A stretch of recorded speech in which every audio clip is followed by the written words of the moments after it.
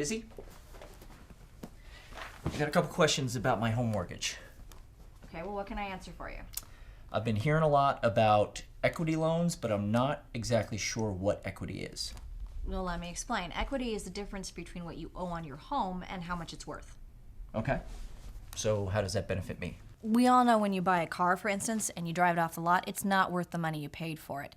But that's not necessarily the case with real estate.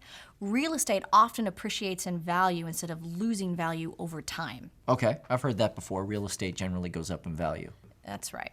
Let's say you bought a house for $200,000.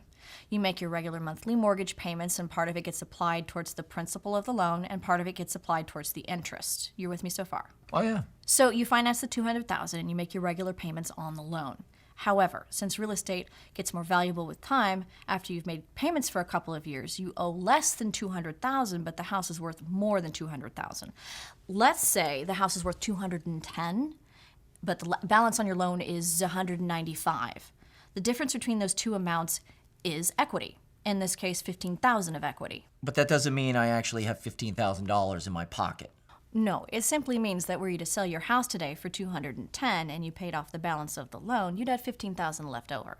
What some people do instead of selling their home is borrow against the equity. That's what we call a home equity loan. Okay. What about a car? Could I get a car equity loan? Let's say you bought a car for $25,000. You make your regular monthly payments on the loan, and just like with your mortgage, part of it gets applied towards the principal and part of it gets applied towards the interest. However, unlike real estate, cars don't gain value. In fact, it's just the opposite. Usually cars lose value over time. So with car loans, you don't build up any value. Actually, it's not uncommon for you to owe more than the car is really worth. So unless I happen to buy a car that actually gains value over time, I'm never going to be able to borrow against the equity of a car. Yes, that's true for almost all items of personal property, from refrigerators to cars.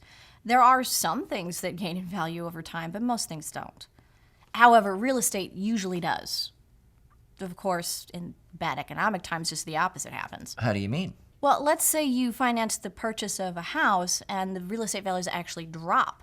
Then you're in the same position you're in when you buy a car. The house isn't worth what you actually borrowed.